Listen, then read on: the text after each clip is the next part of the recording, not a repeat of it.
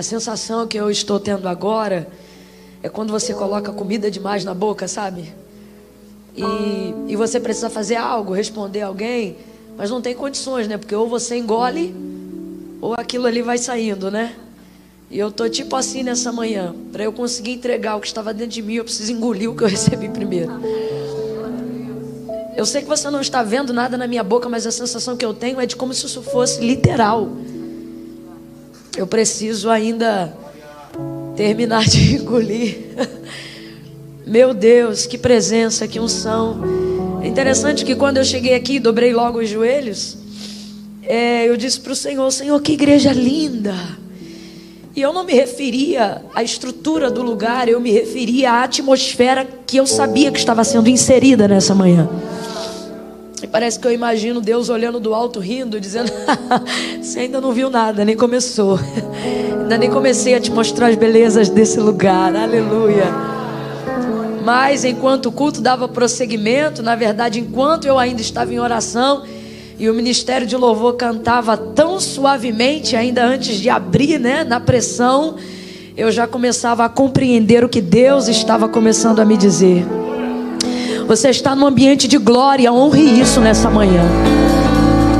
Você está num ambiente puro, de palavra purificada, refinada.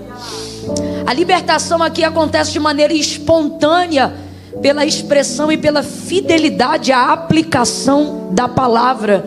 Aqui verdadeiramente, enquanto adoramos e enquanto ouvimos, há uma libertação, né? A libertação da palavra. Conhecereis a verdade e a verdade vos libertará. São muitas áreas que são alcançadas por Deus com libertação. Camila, mas num culto de domingo de celebração e adoração ao Senhor? Porque não é pelo tema do culto, é pela maneira como a palavra de Deus é liberada do altar. Oh, aleluia! Nessa manhã e nesse lugar, pastor Adson Belo, Deus abençoe a sua vida. Logo que o Senhor começou a ministrar a palavra, né? Logo que o Senhor começou a fazer uso de sua oportunidade, quando ele começou ali a já trazer a aplicação do hebraico e falar sobre o Pai, e o jeito que ele começou a falar, eu já disse: Senhor, o que eu vim fazer aqui? Foi a primeira coisa. Eu disse: por que, Deus? Mas fiquei em Deus. Aí quando ele deu continuidade e ele disse assim, sobre o que significava o Pai, aplicando o texto, aí eu disse: já sei, Senhor. O Senhor me trouxe hoje aqui porque é necessário que nessa manhã eu seja envergonhada. É da tua vontade isto nesta manhã. Falei: eu acho que é isso. Eu disse: eu acho que é isso. Mas aí quando ele disse: nunca diga que Abraão subiu ao Moriá, porque ele subiu apenas em uma das 7 montanhas que compreendiam toda aquela terra, ou todo aquele território, ou toda aquela geografia. Não sei como ao certo ele falou, porque nessa hora eu já estava perturbada mentalmente. Mas quando ele disse isso, não diga isso, aí eu disse: Senhor, não, eu não vim para ser envergonhada. Eu achava que era isso, agora eu tenho certeza. Não foi para ser envergonhada, Isa. Eu disse: aprove ao Senhor me abater nesta manhã. O Senhor quer isto, é necessário eu entrar num caminho de humildade, de humilhação. O Senhor quer isso, amém? Amém. E então minha oração ali já foi: Deus, me dá força, não deixa eu desistir, Senhor. E quando eu já me preocupava muito, Deus levantou um vaso e confirmou, e eu disse: amém, Jesus. Mas, brincadeiras à parte, eu estou honrada, pastor, estou honrada. Deus santo, Deus usou muito sua vida, mas não só pregando, o seu testemunho. Porque para trazer o que foi trazido aqui não é decoração, é estudo. E eu falei: Senhor, me ajuda a, como teu filho, me enfadar de tanto estudar. Porque se é para produzir esse peso de glória, né? Eu estou maravilhada com a glória de Deus na sua vida, com a pureza da palavra. O Senhor não tem noção, mexeu em estruturas da minha alma. Deus abençoe, Alba. É uma honra te conhecer, uma alegria. Deus abençoe, Ágata. O outro que é de 7 anos, né? Manuela, de 7 anos. E o Davi, que tem alguns meses, 1 ano e alguns meses, que um dia saberemos quantos. Deus abençoe o ministério de louvor dessa casa. Como vocês são preciosos. Deixa eu dar um testemunho na minha condição nessa manhã de pregadora. É tão diferente quando o ministério de louvor se consagra. Quando eles oram, quando eles ensaiam juntos, quando eles pedem ao Senhor que os harmonize, sabe? A gente percebe isso. Isso traz uma glória para a igreja. Deus habita no meio dos louvores, mas não participa de músicos imundos, sabe? Não é porque tem louvor que Deus entra. Até porque uma coisa é louvor e outra coisa é música, né? Mas vocês nos inspiram a louvar ao Senhor nessa manhã. Quero louvar a Deus por todos os músicos dessa casa, que são verdadeiros adoradores, e dizer que eu estou vaidosa de ver a baterista.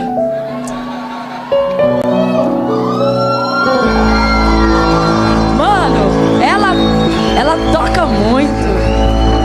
Não, olha, se ela tivesse assim, tipo, me ajuda, Senhor, eu nem falava nada, eu só dizia, Deus te abençoe, minha filha. Mas não, ela honra o artigo definido A. Ela, poxa, desculpa, né? Todos são maravilhosos, mas assim, eu fiquei vaidosa da menina. Glória a Deus. Abra comigo a sua Bíblia no Evangelho do Senhor Jesus, segundo escreveu Lucas. Glória a Deus. Evangelho do Senhor Jesus, segundo escreveu Lucas, capítulo de número 5. Enquanto você vai localizando o texto sagrado, deixa eu expressar o tamanho da minha alegria pessoal de ter hoje aqui nessa manhã a pastora Isa Reis.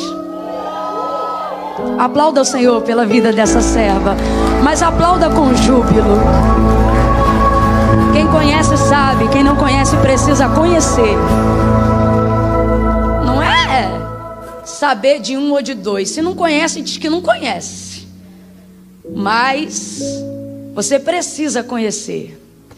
Uma das coisas que sempre me admirou na Isa, me inspirou, foi sua pureza. Pureza é poder. Porque a Isa, ela tem cara de marra. Por causa do jeito. Aí quem não conhece, diz, é marra.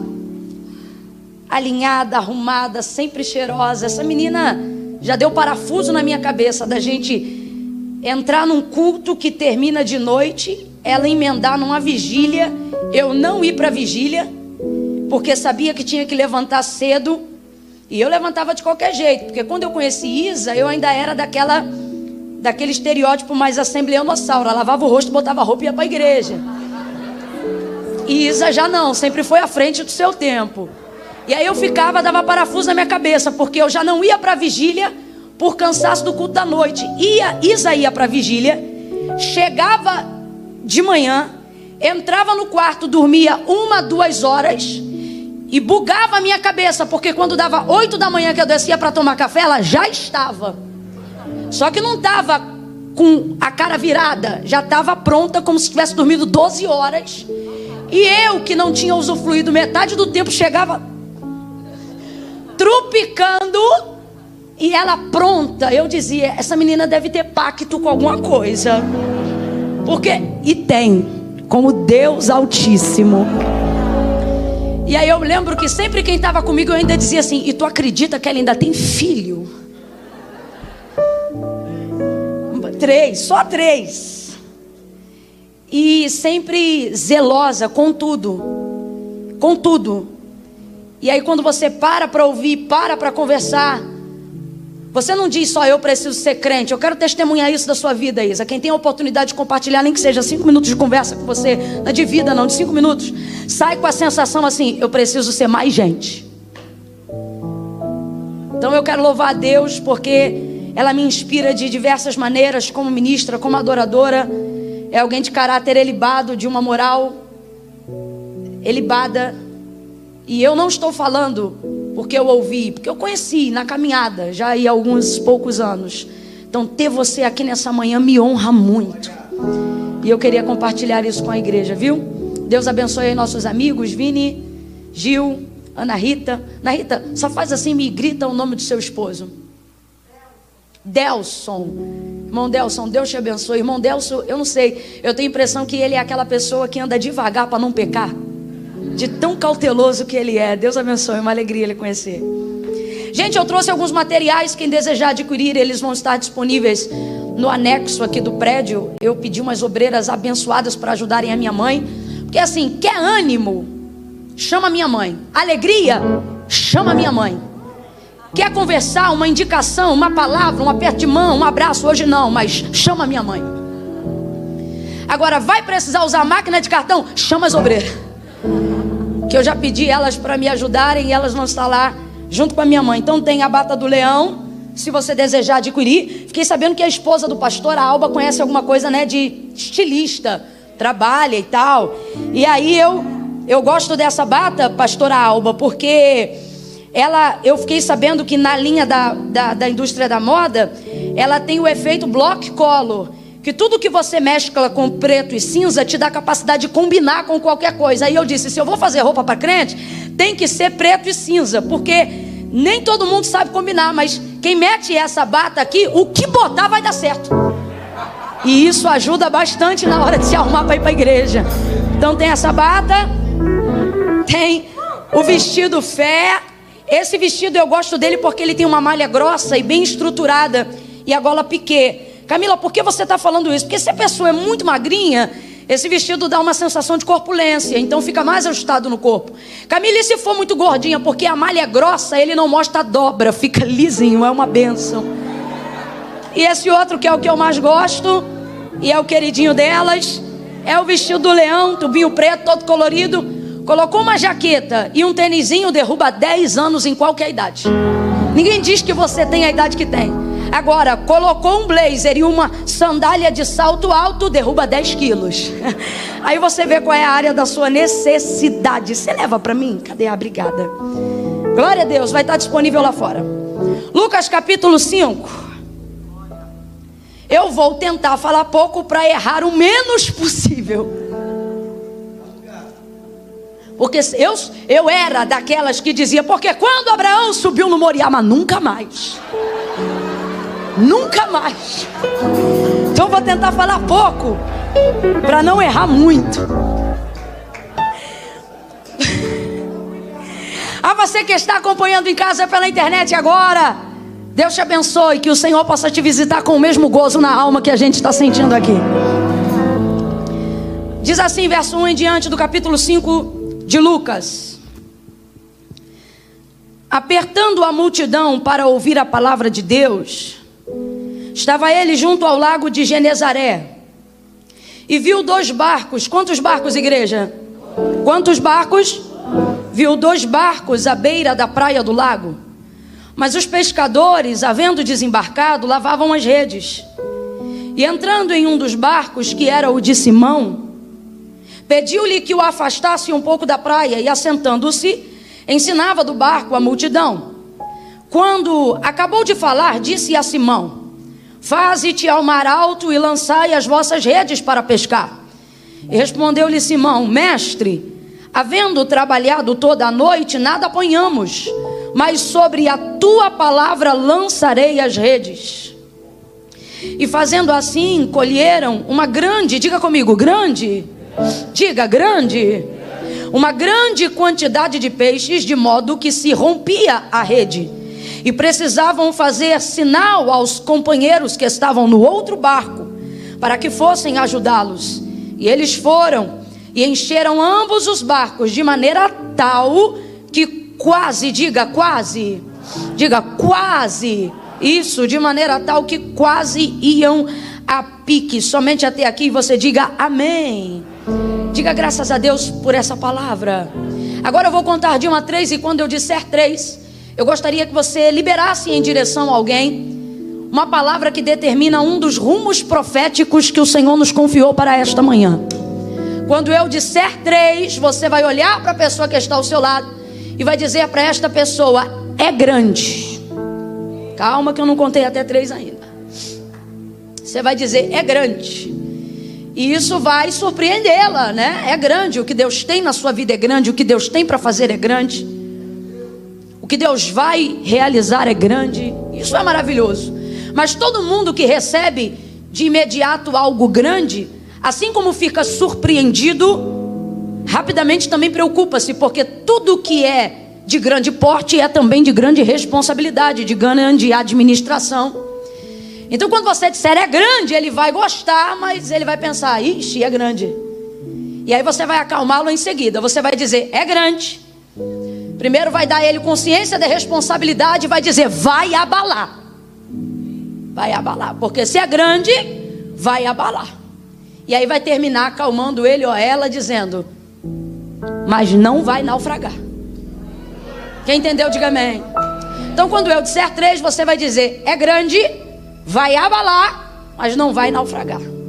É grande, vai abalar, mas não vai naufragar. É 1, é 2, é 3, vai.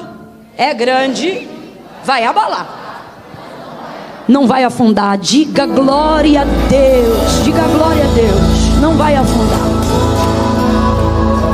A epígrafe da maioria das Bíblias, né? O pessoal que tem aí a parte em negrito em cima, vai estar quase que genericamente escrito a pesca maravilhosa. Esse é o contexto e o intitulado dessa mensagem, a pesca maravilhosa. É interessante que não é o milagre da pesca, não. Não é a provisão da pesca, não, é a pesca maravilhosa. A grosso modo, o que é maravilhoso? Maravilhoso é quando eu preciso utilizar um predicado que seja melhor do que bom. E você diz, Camila, se eu precisar utilizar alguma coisa que seja melhor do que bom, eu digo que é ótimo. Mas se você precisa usar uma expressão verbal para enaltecer algo que é melhor do que bom, que é melhor do que ótimo, então você utiliza essa expressão. Você diz, olha, isto é maravilhoso. O próprio Senhor, pela boca do profeta, vai trazer essa característica de si próprio e acerca do seu nome, quando ele diz, visto que eu sou maravilhoso, melhor do que bom, melhor do que ótimo. O nosso Deus, ele é maravilhoso. E um Deus maravilhoso é um Deus de maravilhas. Então esse milagre, ele fala muito mais do que apenas uma prestação de socorro. O milagre da pesca maravilhosa, ele fala sobre um Deus que provê e que manifesta coisas grandiosas além da esfera da necessidade. Eu não sei se por uma questão do nosso país ter passado e viver até hoje em áreas e em limites na margem da miserabilidade e da pobreza, a gente acabou criando uma forma de estudo teológico onde nos relacionamos com Deus dentro de um formato de muita necessidade. O pastor, ele falou hoje cedo sobre a questão da nossa visão paterna de Deus, ou melhor, sobre a responsabilidade paterna de Deus em relação a nós. Mas às vezes a gente tem uma visão muito equivocada da nossa visão de paternidade como Deus. Primeiro porque às vezes a gente está sobre a referência de um trauma, ou seja, um pai que nos deixou ou que só nos registrou, mas não nos deu absolutamente nenhuma assistência. E indiretamente por guardar isso no cognitivo, ainda que não esteja na nossa memória latente, a gente acaba reverberando isso na nossa comunicação com Deus, achando que o nosso Deus é um Deus provedor das nossas necessidades. E a nossa cabeça acaba trabalhando tanto nessa esfera, tanto nessa voltagem, que a gente nem se dá conta que mesmo diante de palavras claras e expressivas de como Deus deseja se relacionar conosco, ainda assim a gente acaba limitando esse relacionamento a uma provisão de necessidades. A gente começa a reproduzir como se isso fosse via de regra no relacionamento de Deus para conosco, dizendo que Deus só supre as nossas necessidades, dizendo que Deus não faz o que a gente deseja, mas só faz o que a gente precisa. Isso é um equívoco muito grande, para não dizer uma incoerência muito grande, porque você, por exemplo, está com um calçado que não é necessariamente um chinelo. Você não tem, por exemplo, só uma saia ou uma calça para vestir. Até aquela pessoa que está aqui nesta manhã, que tem uma vida financeira em momento de aflição, de dificuldade, até ela pode escolher entre o que comer. Se vai comer angu ou se vai comer uma sardinha frita, ainda que seja um alimento simples. Então assim, o mesmo corpo que se alimenta de uma picanha maturada é o mesmo que se alimenta de angu. Mas mesmo assim, Deus cumpre os desejos do seu coração. Quem aqui nunca ouviu o testemunho de alguém que recebeu a provisão de algo que desejava comer. Ou seja, a sua vida não dependia da sustentabilidade daquele alimento, porque você tinha outros, mas Deus te trouxe para refrigerar a alma, para alegrar teu coração, para mostrar que Ele tem pensamentos mais altos do que os seus, como foi dito pela boca do profeta, infinitamente mais do que pedimos ou pensamos. E vamos mais além quando Ele diz: eu sei que pensamentos tenho de vós, diz o Senhor, pensamentos de paz e não de mal, para vos dar o fim que desejais. Mas a gente começa a se relacionar com Deus como se fosse via de regra, em que Ele se tornasse apenas o Deus do socorro. E com isso nos distanciamos dessa real paternidade de Deus. Quando o próprio Jesus vai dar uma palavra de direcionamento aos seus discípulos, e Ele vai dizer: eu não quero que vocês andem ansiosos por coisa alguma, nem pelo que comeremos, nem fiquem aí pensando o que beberemos ou o que vestiremos. Ele não diz o vosso socorro, Ele não diz o vosso provedor, Ele diz o vosso Pai que está no céu. Aí Ele usa exemplo da nossa paternidade terrena, e Ele diz assim: porque se vós, sendo maus, ou seja, na vossa natureza caída, se vocês, sendo maus, sabem dar coisas boas aos vossos filhos, qual dentre vós é o pai que, pedindo o filho um pão, lhe entrega uma pedra? Ou pedindo um peixe, lhe entrega uma serpente? Se vós, sendo maus, sabeis dar coisas boas aos vossos filhos, que fará o vosso Pai que está no céu? Mas ao longo da nossa caminhada, limitamos o nosso relacionamento com Deus, achando que Ele é apenas um agente provedor, achando que Ele é um recurso espiritual para o desesperado. E com isso vamos apequenando, diminuindo, limitando o nível de relacionamento e de vontade que o próprio Deus tem de se relacionar conosco. Quando Jesus fala o que eu acabei de dizer acerca da ansiedade, da provisão diária, Ele está dizendo: ei, se vocês soubessem que o Pai que está no céu, Ele disponibiliza isso para vocês até sem vocês pedirem, vocês utilizavam o tempo de relacionamento para falar em outras coisas, para tocar em outros assuntos, para expressarem de outras necessidades. Eu vou falar bem rasgado e você vai entender. Crente que tem Deus como Pai, confessou Jesus Cristo como Senhor, crente e gente que entendeu a filiação que tem em Deus, em Cristo Jesus, ele não dobra joelho pedindo só arroz e feijão, ele dobra joelho e fala de sonhos do futuro, ele compartilha coisas que estão no âmago, no íntimo da alma. Deus está dizendo a alguém: quando você nem sabia o que era comida, quando você não tinha conta corrente, quando você não sabia como seria o seu futuro, eu já te alimentava, quando você mal me conhecia. Então agora use esse tempo para falar das grandezas daquilo que eu quero fazer. Oh, aleluia! Mas apequenamos, diminuímos, limitamos, porque alguém colocou isso na nossa cabeça em razão do padrão de miserabilidade que já passamos ou já vivemos, e diminuímos isso. E você diz: e Camila, qual é o perigo? Será que isso não manterá em nós um espírito humilde? Não. Isso colocará em você uma fé limitada, uma fé de dentro de uma caixinha, uma fé que nunca poderá viver coisas maiores, porque só tem fé para viver as necessárias. E Deus não quer e nem tem isso para nós. E por que eu estou falando sobre isso baseado no texto de Lucas, capítulo 5? Porque Pedro é um pescador, é o que ele faz. Todo mundo que realiza, que faz alguma coisa, que trabalha, e ele não chegou nisso ontem, ele está nisso desde os dias dos seus pais.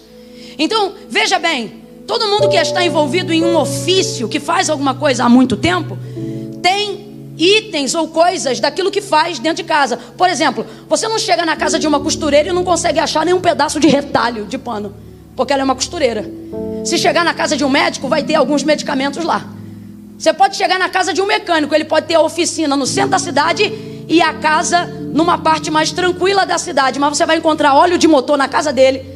Você vai encontrar uma porca em algum lugar, né? Um parafuso, uma vela em algum lugar. Porque tudo aquilo que eu administro, que eu faço há muito tempo, você vai perceber na revelação daquilo que eu tenho em casa, o que eu sou ou parte daquilo que eu faço. Você não entra na casa do pastor e encontra uma Bíblia. Se ele te leva uma Bíblia, você encontra de decoração. Você entrar no escritório, vai ter atualizada, revista, corrigida, NVI. Você vai ver parte daquilo que ele faz e daquilo que ele é. Sobre essa perspectiva, entenda: a sobrevivência de Pedro daquele dia depende dessa pesca? Depende dessa pesca? Você acha que um pescador não tem peixe em casa? Você acha que um pescador não tem uma provisão familiar? Ou você acha que ele depende dessa pesca para comer aquele dia? Claro que não. Ah, Camila, mas a multidão que viria depois atrás de Jesus dependeria disso. Isso é uma outra questão. Eu estou falando de como o Senhor trabalhou com Pedro.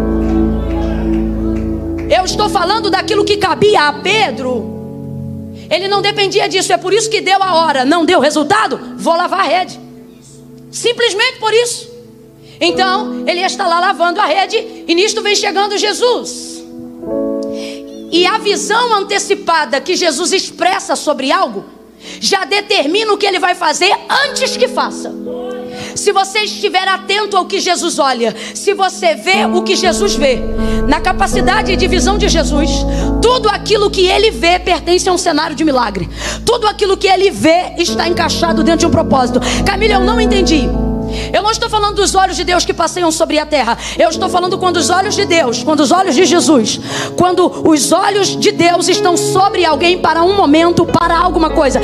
Eu não estou falando de algo no geral. Eu não estou falando de uma graça comum. Eu estou falando daquilo de imediato que Deus pretende fazer quando passa, quando vê, quando olha, quando escolhe. Por exemplo, João capítulo 9. E passando, Jesus viu um cego. Jesus via tudo. Jesus tinha um continente na cabeça. Ele sabia quem estava em Judeia e sabia quem estava em Samaria. Ele tinha absolutamente tudo. Jesus vê essa igreja hoje sem paredes. Você olha essa parede e vê a parede. Jesus vê o que está atrás da parede. Para ele o mundo não tem muros. Ele vê a terra com um olhar e atravessa o globo e sabe o que está embaixo do firmamento. E se olhar de baixo para cima, ele vê o que está acima das mais altas nuvens do céu, do trono onde Deus ocupa. Tudo é patente aos seus olhos. Mas eu estou falando de quando ele para e olha. João 9, passando, Jesus viu um cego. Aí dali você já sabe, teve milagre, teve glória, teve sinagoga, teve escândalo, espetáculo, perdão, para a glória de Deus. Porque ele viu. Se Jesus vê, se você ouvir a palavra de Deus expressando o que ele vê, pode entender que tudo que está na sua visão e ao alcance do seu olhar será movido. O que você precisa entender? Camila, eu sou o único crente lá na minha casa. Você que vê isso. Deus, quando olha para você, vê tudo que te envolve, vê tudo que compreende esse cenário. Isso é tão verdade que não fazia parte o restante da parentela de Abraão do que Deus queria fazer. Então Deus mudou a geografia para compilar a visão. Porque se tiver no alcance de Deus, o que ele vê, ele vai mover. E se não tiver no alcance da visão imediata dele, e você mostrar, ele vai na sua visão. Mateus 15, 21. A mulher clamava: tem misericórdia de mim, que minha filha. Sabe o que ela está dizendo? Olha para mim, mas não esqueça, eu vim buscar pela minha filha. Ele está ali com ela, mas age na vida da filha. Porque ela não está dizendo olha para mim, ela está dizendo eu vim por causa dela, olha para ela. E aí Jesus vai lá e liberta a menina. Quem está entendendo, diga amém. O que o olhar de Deus alcança, nessa perspectiva que eu estou explicando, o que o olhar do homem alcança, Deus está dizendo: se cabe na sua visão, vai caber na sua mão. Não, não. Se cabe na sua visão, vai caber na sua mão. Se existir aqui dentro, realizar do lado de fora é apenas uma questão de tempo. Se pulsar aqui dentro, cumprir do lado de fora é só uma questão de tempo. Deus está dizendo: se tu podes ver, tu poderás crer. E se tu podes crer, tudo é possível ao que crer. Vai realizar, vai cumprir e vai acontecer.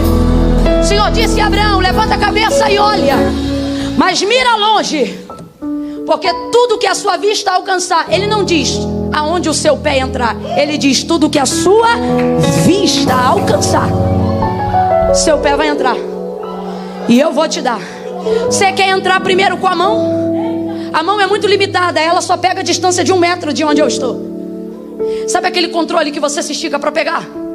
Você só vai pegar a mesma proporção do braço que você tem, porque é limitado. Mas se você vê aqui dentro, Se a visão for grande, não importa o tamanho da mão. Se a visão for grande, não importa o tamanho da perna. Se a visão for grande, não importa quantos zeros hoje tem na sua conta. Se a visão for grande, não importa se está no positivo ou no negativo. Se a visão for grande, não interessa se está no leito acamado. Se a visão for grande, não importa se pegou Covid-19. Se a visão for grande, você vai levantar dessa cama. Se a visão for grande, Deus vai visitar esta família. Se a visão for grande, o seu pé vai pisar, sua mão vai alcançar. A IMAF tem fé para crer no que eu vou dizer. Se a visão for grande, esse prédio não vai comportar o que Deus vai fazer aqui. Vai reverberar na grande São Paulo, vai reverberar no interior de São Paulo. E quando alguém perguntar, vocês tinham muito dinheiro? Vocês vão dizer não, a gente tinha muita visão. A gente tinha visão.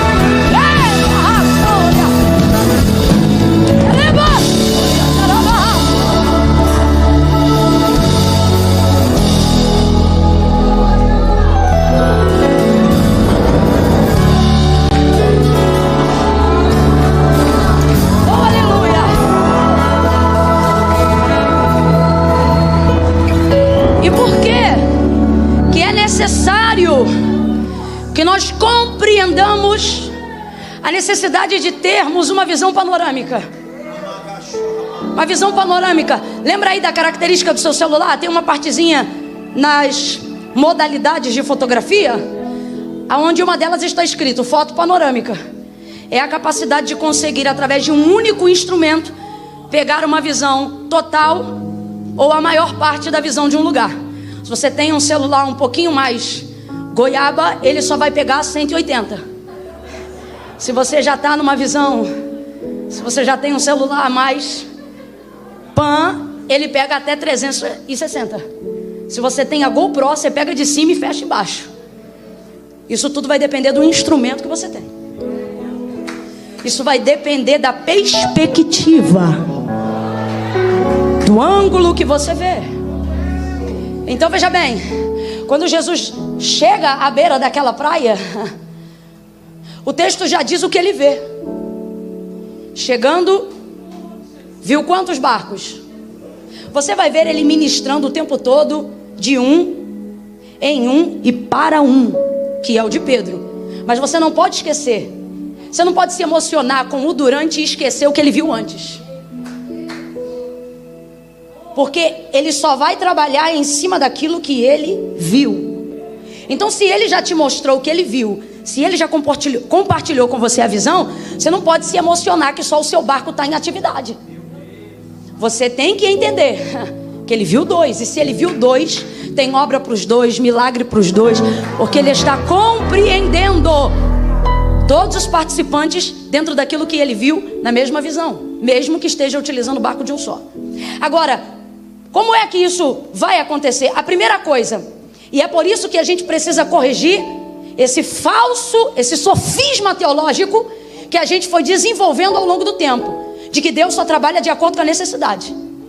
E por que precisamos dissolver isso para viver as coisas grandes da parte do Senhor, para compreender a visão que Deus tem a nosso respeito, para ver aquilo que Deus está vendo e quer revelar a nós? Precisamos dissolver isso, porque Deus trabalha segundo a medida da nossa fé.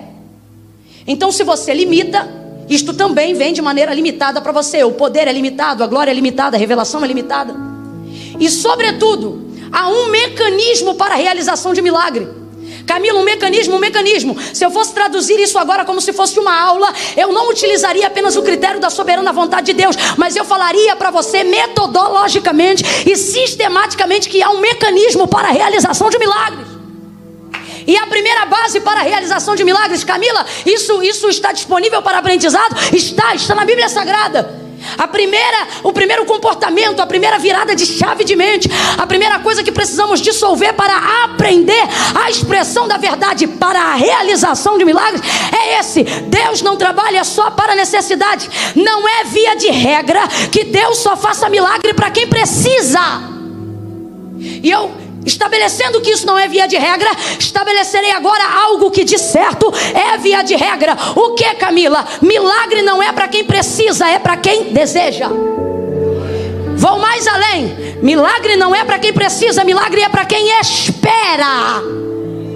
Há uma expectativa para que haja milagre. Se não houver expectativa, não haverá milagre. Por quê? Deus não faz milagre nem por causa de mim e nem por causa da minha necessidade. O que move Deus a fazer milagre é a revelação de sua glória. Perguntaram: Rabi, quem pecou? Ele ou os pais para que nascesse cego? João 9. Jesus diz: nem ele nem seus pais, mas isto aconteceu para que se manifeste nele a glória de Deus. Aquele homem tinha mais de 30 anos de idade e ele já estava habituado a não ver, mas mesmo assim Jesus vai lhe abrir a visão. Ele era cego de nascença, nunca viu, e não faria falta ver depois de 30 anos sem ver, mas mesmo assim Jesus lhe abriu a visão. Se você olhar, o homem não pediu para ver. Se você olhar, o homem não suplicou para ver. Se você olhar, ele não chamou Jesus. Foi Jesus que parou onde ele estava. Mas o que motivou Jesus a fazer milagre? Ele disse: nem por causa do pai, nem por causa da mãe e nem por causa dele. Isto vai acontecer agora para a glória do meu Pai que está no céu. Camilo, o que você está dizendo? Milagre não é realizado para preciosismo, para esfregar na cara de ninguém e dizer: eu tenho um testemunho. Não. Milagre é assim, porque dele, nele, por causa de mim não, por ele, para minha família não, para ele. São todas as coisas. Todas as coisas. Porque dele, nele, por ele, para ele, são todas as coisas. Qual é a expectativa que eu tenho para que Deus faça? Se a expectativa for correta, para a glória de seu nome, fará. E qual é a segunda coisa? Entender que eu não tenho que entrar na margem da miséria para provar riqueza. Qual é a segunda coisa? É isso. É compreender que eu não tenho que chegar à beira do abismo da morte para ter vida. É compreender que eu não tenho que chegar no limite da infelicidade conjugal para ver a ação de Deus na minha vida. Porque se você só adora e só motiva a sua expectativa de acordo com as suas necessidades, em pouco tempo você se rebelará contra o seu Deus. Porque se você baseia a ação favorável de Deus de acordo com as necessidades minhas ou de alguém, em pouco tempo você chegará à conclusão de que serve um Deus injusto. Porque você dirá: o outro precisa e não recebeu, o outro que não precisa está melhor do que o outro que necessitava. Você começará a indagar: por que tem tanta gente debaixo da ponte? Por que tem tanta gente que não sai do crack? Por que tem tanta gente de coração bom, mas de obras mais?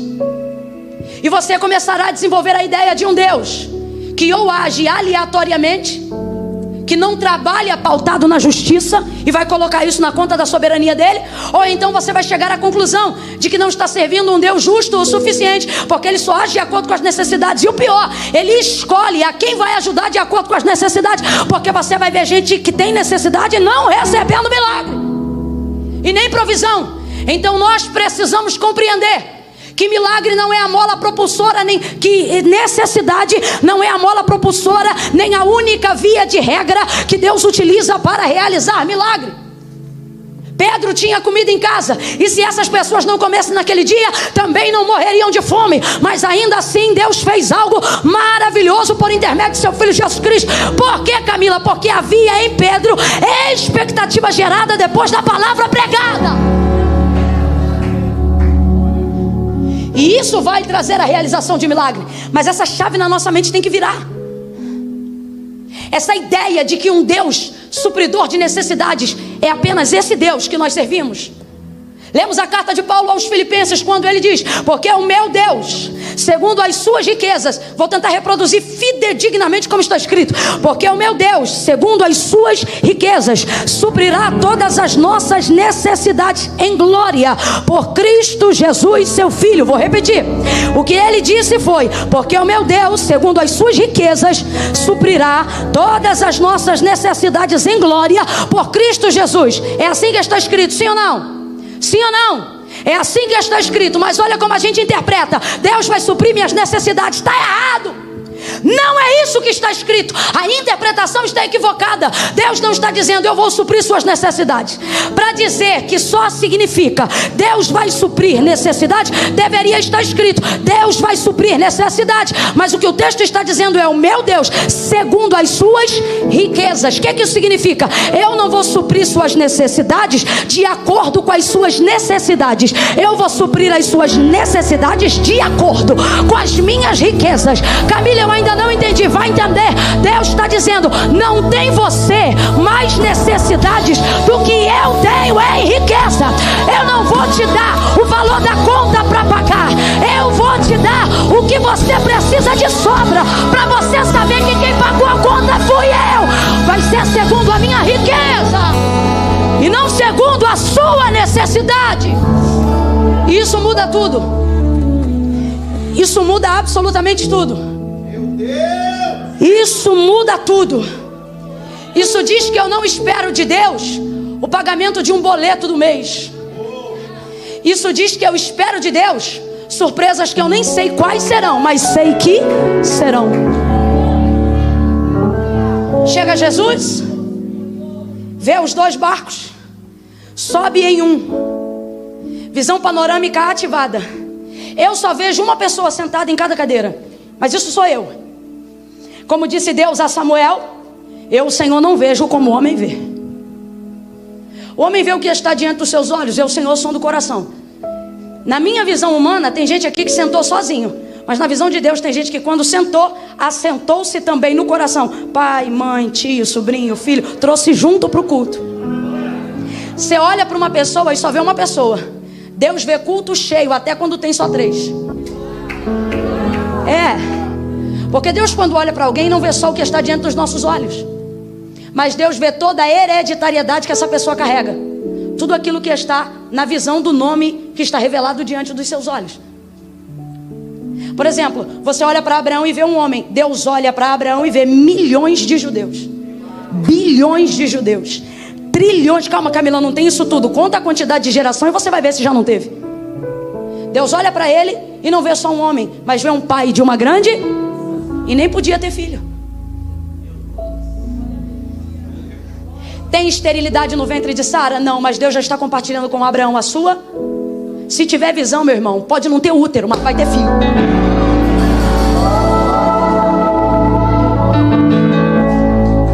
Então Jesus chega, ativa a visão panorâmica. Então a primeira coisa, entender que milagre não é por necessidade. Segunda coisa, visão panorâmica ativada. Se tiver capacidade para ver, terá condições de receber. Se tiver capacidade para ver, Ele vai te dar capacidade para administrar. Camila, mas se é grande, como é que vai caber tudo na minha mão? Já olha para alguém e diz: não cabe. Não cabe. Camila, mas se é grande e não cabe, por que Deus vai me dar? Porque Deus não te fez para ser uma represa. Deus não te fez para ser uma caixa d'água. Vou falar mais rasgado. Deus te fez para ser canal. Deus te fez para ser um rio. Ele olhou para a mulher samaritana e Ele não disse para ela: dentro de ti brotará uma caixa d'água. Não, é a fonte sentada em cima da fonte dizendo: se tu crer, vai nascer de você outro rio que vai saltar para a vida eterna. Sabe o que Ele está dizendo? Quando eu confiar a você tudo que eu determinei sobre a tua vida, você não vai reter, vai passar por você e você nunca vai empobrecer. Porque até a maré baixa, mas o rio que abastece o mar não seca. Deus está dizendo: eu vou fazer de você um rio, eu vou fazer de você uma fonte, eu vou fazer de você um administrador de riqueza. Então já corrige a visão panorâmica dele e diga para ele: já vou te dizer, não cabe. É por isso que você não pode reter, senão a rede rasga.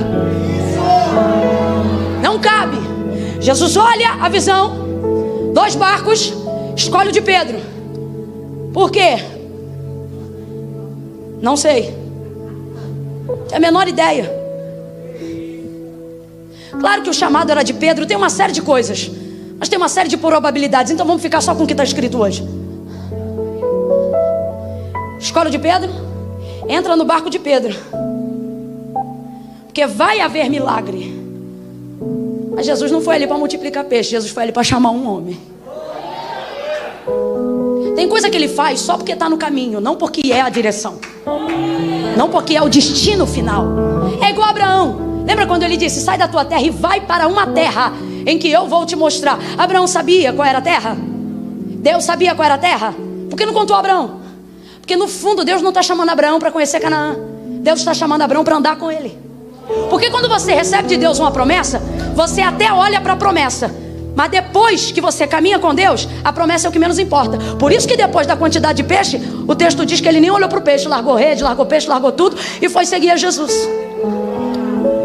Então tem coisa que vai acontecer porque está no caminho, mas não é o destino final. Aí ele prega do barco de Pedro. O restante para mim é caminho, porque o destino era Pedro. Prega do barco de Pedro, traz uma palavra naquela manhã. Irmão, não tem culto que se compare, pode ter até melhor, mas nenhum culto bate páreo com o culto da manhã. Em que aspecto você está falando? Em aspecto de atmosfera. Por quê? Porque não deu tempo de pecar no decorrer do dia.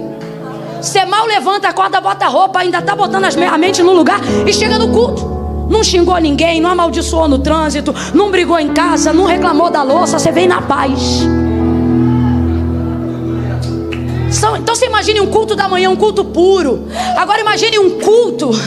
Estou usando culto para a gente entender a linguagem do que a gente está vivendo aqui, naqueles dias lá. Imagine um culto onde você está caminhando e alguém diz: está indo para onde? Estou indo para a beira da praia. Rapaz, a visão, o vento, o clima, que alegria. É mesmo, vai ter uma palavra, comunhão, gente lá. E quem é o pregador? Aí é a bagaceira de rapaz, é Jesus de Nazaré que vai pregar hoje. O quê? O filho da Maria, o filho do José, o filho do Deus Altíssimo, menino. Ele vai pegar lá na praia hoje. Sobe Jesus no barco de Pedro e começa a pregar, começa a ministrar a palavra naquela manhã. Irmão, se ser humano de carne e osso igual a gente ministra uma palavra e já muda a nossa expectativa, muda a disposição do nosso ânimo. Você imagina o que era ouvir o verbo pregando o verbo. É por isso que ele dizia: em verdade é verdade. Ele está dizendo: sou a verdade que falo, sou a verdade que vivo e sou a verdade que entrego. É tudo verdade de verdade, na hora, ao vivo e em tempo real. E isso se mantém, tá? Mesmo não sendo mais ele carne entre os homens, isso se mantém. Porque você vai ver que a narrativa dos evangelhos, sobretudo a de João, está sempre no verbo continuativo. E Jesus ia passando, e Jesus ia curando, e Jesus ia fazendo. Por quê? Porque se tiver 2 ou 3, ele vem e continua fazendo, continua passando, continua operando. Chega ele e ministra do barco de Pedro naquela manhã.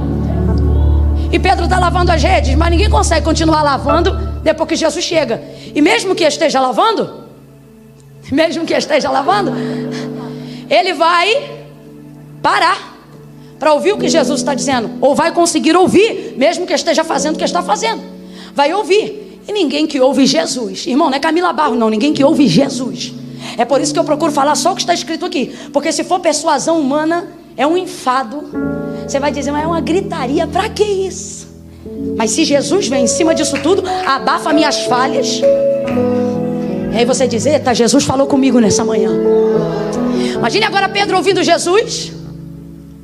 E ele já tem uma expectativa no coração. Agora, veja, ele sabe que Jesus é o Filho do Deus vivo? Ainda não. Sabe que é o verbo em carne? Também não. Só que Jesus é um pregador excelente. E ele tem o que nenhum dos doutores da lei tinha: um nível de autoridade para pregar que ninguém tinha. E não é só por ser o Filho de Deus, mas é por ser o legislador da lei que eles promoveram. Então ninguém vai falar melhor de uma obra do que o autor da obra, sim ou não? Então é mais ou menos a mesma coisa. E o povo dizia: ele até fala o que a gente já ouviu, mas ele fala como quem tem autoridade. Pedro está ouvindo um sermão que nunca ouviu. Pedro está envolvido numa graça que nunca sentiu. E quando ele vê, Jesus termina de trazer a palavra, o ensino daquela manhã, desce do barco, vira em direção a ele. E é aquela hora que você vê alguém que você admira, porque tocou nele, é Jesus, e vem chegando em sua direção. Sabe quando você tem alguém como referência e de repente essa pessoa te liga? Já viu isso em programa de televisão? Você acha que alguém está muito alto, aí o telefone da tua casa toca, o apresentador está ao vivo e diz: é fulana, a pessoa diz: tá, e eu sou a fulana, e desliga na cara. Quer dizer, é uma referência muito alta para estar perto de mim. Quando Jesus vem chegando, ele não anuncia quem é, mas Jesus traz uma multidão muito grande. Ele tem a massa com ele, então ele é importante.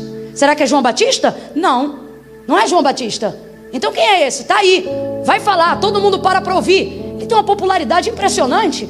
Esse homem merece atenção. Depois que ele termina de pregar ou de trazer a palavra, que palavra! Tudo isso vai gerando nele expectativa. E de repente, o homem dos milhares fita um. O homem dos muitos vai em um. É você sentir-se escolhido no meio da multidão. No meio da multidão. Eu imagino que o coração de Pedro já não está mais batendo aqui, já está batendo aqui. Sabe quando bate aqui? Tum, tum, tum, tum. Jesus chega diante dele e libera a palavra. Libera a palavra. Irmão, pode ter expectativa, mas ela só vai se realizar se corroborar com a palavra. Vamos lá. Pode ter expectativa, pode ter desejo, mas só vai realizar se houver palavra. Pode ter o Espírito Santo de Deus, pode ser crente do manto, do remanto, do ré, do prá, do xabataca. Só vai cumprir se tiver palavra. Pode subir monte, virar no jejum, rapar a cabeça, fazer voto. Pode rapar a barba, jejum de Daniel. Pode fazer 7, 14, dobrar no 21. Se não tiver palavra, a palavra não torna a expectativa concreta. A palavra não torna a expectativa real. Vai ficar só no campo do sentimental. Vai ficar só na parte da imaginação. Só vai desenvolver o lúdico. Não vai tornar aquilo real. Rapaz, isso é tão sério, que até Deus impõe esse limite para o seu modo de operar. Gênesis 1: no princípio a terra era sem forma e vazia, o Espírito de Deus se movia. Tem Espírito ou não tem? Tem Espírito ou não tem? Tem, mas não tem luz. Tem Espírito, mas não tem árvore. Tem Espírito, mas não tem semente. Tem Espírito, mas não tem estrela. Tem Espírito, mas não tem sol. Tem Espírito, mas não tem lua. Camila, mas não tem o Espírito? Não é do Satanás não. O texto diz: o Espírito de Deus se movia sobre a face das águas, sobre a face do abismo. Se movia onde? No meio das trevas. Duas verdades. Primeiro, não há treva dense que Deus não mova. Não entre e não faça. Ele entra onde Ele quer. Do Senhor é a terra, a sua plenitude, o mundo e aqueles que nele habitam. Camila, o auge da luz, Deus está? Está. E por isso disse Davi: se eu botar minha cama no mais profundo abismo, onde nascem as trevas, ali Ele também me vê. Se movia, mas não trouxe a realização de nada do que pesamos, respiramos, tocamos ou vivemos hoje. Quando foi que as coisas começaram a acontecer? Quando houve Espírito? Não, Espírito é necessário porque gera expectativa. Reage, mas só reage a uma coisa: reage à palavra. Então, enquanto tinha Espírito, mas não havia. Por isso que tem gente que é do ré, é do prá, tem Espírito, sobe monte, desce monte, mas na hora da palavra dá um comichão nele. Não aguenta a palavra, não ora a palavra, não prega a palavra, não canta a palavra, não estuda a palavra, não ministra a palavra, não vive a palavra. Então ele só tem expectativa. O que é expectativa? Pressão de Coca-Cola, parece que vai, mas baixa. Só expectativa. Agora, se houver a palavra, aí o texto diz: logo após as densas trevas, e disse Deus. Palavra. Haja luz. E houve luz. Pedro obviamente tem uma expectativa, mas ainda não tem uma. Vem, gente, ainda não tem uma palavra. É por isso que você não pode entrar na igreja de cara como um pedinte, olhar para Deus e dizer: eu preciso de dinheiro. Olhar para Deus e dizer: eu preciso de saúde. Olhar para Deus e dizer: eu preciso trocar de carro, eu preciso disso ou daquilo. Ei, tem que ser como Pedro: basta uma palavra. Basta uma palavra. O Senhor está dizendo: se tiver palavra, vai ter saúde. Se tiver palavra, vai haver prosperidade. Se tiver palavra, vai haver porta aberta. Se tiver palavra, vai haver mudança. Expectativa sem palavra é refrigerante. Agora, gerou expectativa, vem Jesus e diz: faze-te ao mar alto e lança as redes para pescar. E essa é a parte mais difícil, e eu caminho para concluir aqui. Por que a parte mais difícil? É quando você gera expectativa em alguém, e nesse caso aqui em Jesus, em Deus, e você sabe que Ele tem poder para resolver tudo a qualquer hora, a qualquer momento. Lavar a rede fala da frustração de um momento. Acabou, parou. Não tenho mais expectativa naquilo. Sim ou não? Sim, não tenho. Hoje não dá mais, o mar não dá para peixe. Só que Jesus vem e uma palavra dar a ele uma motivação nova. Mas por que eu digo que é a parte mais difícil?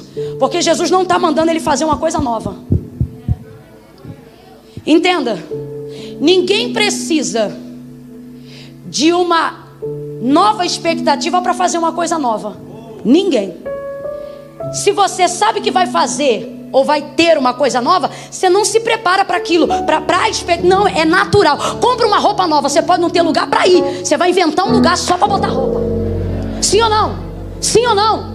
Porque a roupa é nova, e tudo aquilo que é novo te dá uma expectativa igualmente nova. E por que essa parte é a parte mais difícil para a execução de um milagre? Porque a gente quer ver milagre e quer que Deus faça algo novo, porque não acreditamos nos métodos que já conhecemos, e ficamos frustrados quando damos continuidade fazendo aquilo que é certo, mas percebendo que mesmo fazendo o que é certo, a coisa não dá certo. Então você não quer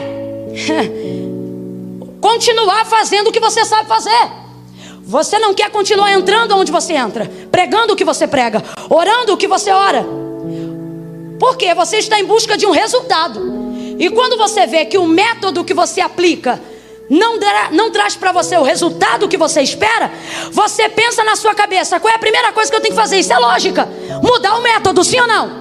Aí você está olhando para um homem que tem poder para, caso quisesse, dizer assim: joga a rede na areia. Podia ou não podia? Se ele quisesse, podia ou não podia? E hoje a ciência dá um jeito de explicar isso. E Pedro jogasse na areia e quando puxasse, tivesse peixe pulando no deserto. Não, Deus faz. Você cria a expectativa de que Deus vai te dar um método novo, porque você está cansado de ser esse velho pregador, porque você está cansado de ministrar a palavra desse jeito, porque você está cansado de fazer sempre as mesmas orações e ver que as pessoas que são alvo das mesmas orações ainda não se salvaram, ainda não se libertaram, ainda não se converteram. Você está cansado de orar na mesma casa e ver que não consegue mudar de casa. Você está cansado de orar para Deus combater o mesmo tipo de pecado e percebe-se ainda amarrado a vícios e maus hábitos. Então, quando você vê que o método não dá o resultado esperado, tudo que você espera de Deus é que Ele altere o método para você conseguir o resultado. Então você vem no domingo de manhã buscando de Deus um método, você ora a Deus buscando de Deus uma nova direção, você busca a Deus dizendo: faz o que o Senhor nunca fez, faz alguma coisa nova. Então você cria essa expectativa. Por quê? Porque Deus pode, porque Deus porque Deus faz, porque Ele é novidade. Mas a parte mais complicada é quando eu espero de Deus o novo e Ele me diz: vai lá e pratica o velho. É muito difícil. Por quê? Porque ninguém precisa de uma expectativa nova para fazer uma coisa nova. Mas quando Deus quer chamar alguém, Ele afere a maturidade dessa pessoa, Ele afere as habilidades dessa pessoa. Ele está te chamando dentro do conjunto do que você pertence. Então Ele não quer desfazer de você para te chamar. Ele te chamou justamente por causa do que você faz. Então não é da vontade de Deus mudar tudo para te chamar. É da vontade de Deus usar o que você tem, trabalhar com quem você é. Porque o que levou ele a essa praia não foi apenas buscar um homem, mas buscar um pescador. Camila, como é que você sabe disso? Porque ele não disse: vem comigo. Ele disse: venha pescar homens. Deus está associando aquilo que Ele faz, aquilo que Deus quer fazer. E por que é essa parte difícil? Porque você está buscando de Deus um método novo. E essa parte é muito difícil. É quando Deus olha para você e você diz: eita, Deus vai fazer algo novo. Aí Deus diz: vai lá e continue orando por esse mesmo marido. Como? Do mesmo jeito que você vem orando. É difícil. Quando você pertence a um ministério que não é, você vai ver, está visitando aqui nessa manhã. E aí você diz: eu vim hoje aqui receber uma direção, porque eu quero saber se eu saio da minha igreja para ir para a igreja X ou Y. Aí Deus usa a boca da pregadora por intermédio da palavra, e Ele diz assim: nem para X nem para Y. Continua adorando na sua igreja, continua orando na sua igreja, continua ministrando na sua igreja.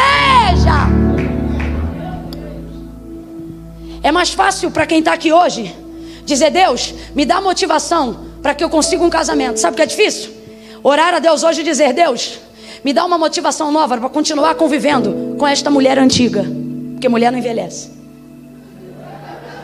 Eu preciso... Ei, você acha nobre viver algo novo? Sabe o que é nobre? ver um pastor que foi inserido no contexto pastoral, ver ele se frustrar como pastor, ver ele cair como pastor, ver ele se levantar como pastor. Quando eu digo cair é tentar. Ver ele oscilar como pastor, ver um dia a igreja dele tá cheia, outro dia a igreja dele tá vazia, e você sentar na cadeira com ele, ver a frustração de quem tá lavando uma rede, e você perguntar: pastor, o que você gostaria de ser se você não fosse pastor? E ele olhar para você, e apesar de dirigir uma igreja há tanto tempo, e ter embate com tantos problemas que se repetem, traições, decepções, picuinhas, disputas e etc, e ele poder dizer: eu poderia ser empresário, eu poderia ser advogado, eu poderia ter idade ainda para correr atrás de um currículo, para fazer isso ou aquilo, mas ele olha com os olhos brilhando para você. Ele está pegado no giraia, como diz o pentecostal. Ele está doido, tem um monte de coisa acontecendo, a saúde dele já foi abalada por causa do ministério, mas você olha nos olhos dele, os olhinhos estão brilhando, e ele te responde: eu não conseguiria ser nenhuma outra coisa, porque eu nasci para ser isso. Eu tenho convicção de que é isto que eu sou, e é isto que eu vou continuar sendo. É alguém que consegue se manter com uma motivação nova, mesmo tendo que continuar aplicando um método antigo. Deus está dizendo a alguém: você não precisa de orações novas, você precisa de uma expectativa nova. A palavra e a direção de Deus vai realizar, vai concretizar o resultado que você deseja. Mas para isso, Deus não precisa te dar uma nova esposa, Deus não precisa fazer você ter um novo filho para te fazer esquecer as decepções do anterior. Você não precisa trocar de igreja para viver o renascimento do seu ministério. E por que essa é a parte mais complicada? Porque eu espero que Deus me diga algo novo, e Ele diz: vai lá e continue fazendo o velho. Como assim, Camila? Volte para o mesmo barco, use a mesma rede e vá para o mesmo mar. Deus vai dar uma direção, Jesus vai dar uma direção, vai, mas o barco é o mesmo, a rede é a mesma, e o mar ele já conhece. E Jesus está dizendo: volta para lá. É muito difícil quando você espera algum novo e Deus já começa com a palavra dizendo: volta. Ninguém quer ouvir um volta, todo mundo quer ouvir um vai. É muito difícil. Ninguém quer ser um Pedro do volta, todo mundo quer ser um Abraão do vai. Volta. Volta para casa hoje e continue amando esse marido. Volte para casa hoje e continue investindo nesse filho. Qual, Camilo, do boletim das notas vermelhas? Volte e continue pagando a faculdade para ele. Camila, mas não está dando resultado. E é aqui que Deus afere se a gente vai ser chamado. Ou melhor, chamado a gente está sendo, se a gente vai ser escolhido. Por quê? Porque Jesus sabia que ele ia pegar a maior quantidade de peixes que já pegou na vida. Sim ou não, igreja? Sim ou não, igreja? Jesus podia, já sabendo que o método era velho, dar a motivação nova, animando ele com o resultado. Pedro, pode voltar, pode segurar a mesma rede, entrar no mesmo barco, voltar para o mesmo mar, porque você vai pegar peixe, filhão, como nunca pegou antes em toda a sua vida de pescador. Mas Jesus não fala o resultado. Por quê? Porque Ele não está chamando e não quer usar pessoas para ser alvo de milagre, pessoas que só olham para o resultado. Por quê? Jesus não procura pregadores que só olham para o resultado, pastores que só olham para o resultado, mães e pais que só olham para o resultado, filhos que só querem o resultado. Ele está procurando pessoas que sejam fiéis aos métodos. Ele tem a palavra de Deus, o método é a palavra, é a direção. Vai e joga, faz assim. Palavra, enviou sobre ele a sua palavra. Tanto que Pedro diz: já pesquei a noite inteira, estou voltando agora de manhã, não peguei nada, mas sobre a tua palavra, teu método, tua direção, teu comando, eu vou lá e vou fazer de novo o que eu fiz a noite inteira. Aí Jesus sabe que ele vai pescar peixe como nunca pegou na vida, mas não diz para ele. Poxa, se dissesse ia animar, né? Porque uma coisa é você morar a 15 quilômetros de distância da minha casa, uma coisa é você ter que pegar um mototáxi, um ônibus e o trem para chegar na minha casa, e eu ligar para você e dizer: vem aqui. Qual é o método? Um mototáxi, um ônibus e um trem. Você vai pensar, vai dizer: meu Deus, mas vou lá fazer o quê? Outra coisa é eu dizer: vem aqui em casa que eu estou com um negócio para te entregar. Meu irmão, podia ter no meio desse translado 2 barcos, um cruzeiro, um avião. Dependendo, se você sabe que eu estou com o que você quer, você rasga o continente e vai parar lá, sim ou não? Porque aquilo que eu sei que eu vou receber me dá motivação para cumprir o método. Se isso é verdade, por que Jesus não conta para ele o resultado? Porque quem vai pelo resultado corrompe a integridade do método. Porque está indo pelo resultado.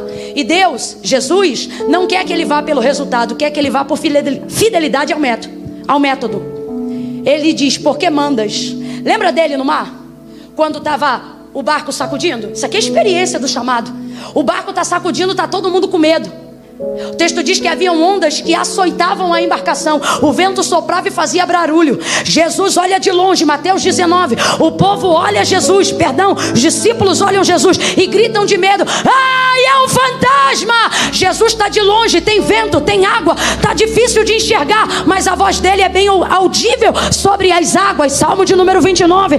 Aí eles conseguem ouvir a voz de Jesus, mas ainda não tem certeza que é Jesus.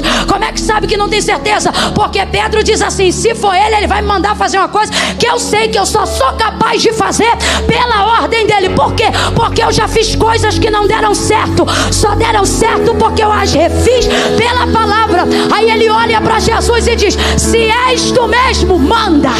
Se és tu mesmo, libera a palavra. Se és tu mesmo, dá o comando. Se és tu mesmo, libera a ordem para que eu vá te encontrar por cima das águas. O Senhor não dá um sermão grande não, ele só diz assim, vem. Tem 2 maneiras de ver Mateus 14. Primeira, perdão, não é Mateus 14 não, lá ele é Mateus 14 sim. Lá, 2 perspectivas. Primeira, você pode dizer, Pedro andou sobre as águas. Mas eu vou ser sincero, alguém anda sobre as águas sem prancha? Não. Então a segunda perspectiva é, Pedro andou sobre a palavra. O que é a palavra? A palavra é a ponte que une o meu método ao resultado. Por que Pedro não foi voando? Porque Deus não vai eliminar a disciplina do método só para você ter o resultado.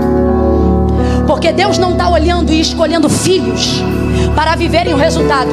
Deus está levantando filhos para saberem se eles são disciplinados, para saber se eles são submetidos, para saber se eles são subordinados à sua palavra. Por quê? Porque haverá momentos que você vai ter que ter coragem de executar a palavra sem ter expectativa no resultado. É Jeremias, vai lá e fala, mas o povo não vai crer. Mas eu não te chamei para dar resultado, eu te chamei para cumprir o método. Entrega a palavra. Jesus sabia que ele ia pegar peixes como nunca pegou, mas não anima ele. É por isso que tem gente frustrada e arrebentado. E que fique. Camila, isso é praga? Não, consequência de quem se corrompeu no método, olhando para o resultado.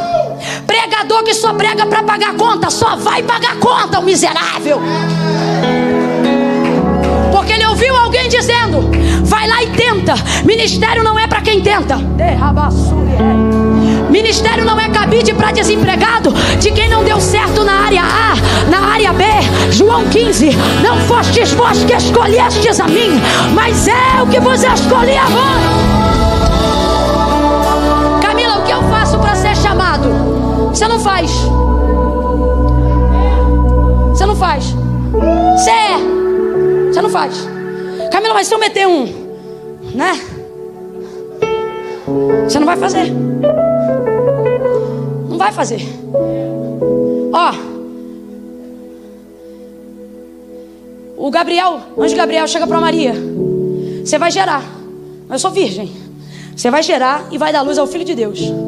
Quando ela diz como se dará isso, que é a mesma palavra que Zacarias, o esposo de Isabel, sacerdote, fala quando recebe a visita do mesmo anjo. Como se dará isso? Para Zacarias o anjo diz assim, você vai ficar mudo. Ué, mas usou a mesma palavra de Maria, mas para ele teve sentença. Vai ficar mudo até o dia do nascimento do teu filho. Porque o como se dará ele, o como se dará que ele fala, significa isso, a palavra é a mesma, a transliteração do verbo é a mesma. Só que Deus não vê só o que sai de fora, Deus vê qual é a fonte que te mandou dizer. Avalia a intenção. A palavra é a mesma, mas a intenção é diferente. Quando Zacarias diz como se dará isso, a intenção é, Isabel é estéril. A intenção é, Isabel não pode dar à luz. No fundo, se fosse no século 21, você está louco. Maria, a mesma frase. Como se dará isso? Só que quando ela diz como se dará isso, ela não está dizendo não tem como acontecer. O que ela está dizendo é o que eu faço para cooperar. Olha a diferença de quem está disposto ao método. Como se dará isso? Ela está dizendo isso aqui, ó. O que eu faço? Vamos lá, ela está dizendo o que eu? Olha a resposta do anjo. Descerá sobre ti o Espírito Santo e o poder do Altíssimo te envolverá. Vamos traduzir? Vamos interpretar? Olha o que o anjo está dizendo para ela. Você não faz nada. Por quê? Deus não te chamou para fazer. Quem vai fazer é Ele. Ele só quer que você seja. É só para você continuar sendo a Maria pura, a Maria santa, a Maria humilde, a Maria simples, a Maria obediente. Por quê? Porque Deus não está te chamando para você fazer. Quem vai fazer é Ele. Ele só te chamou porque você é.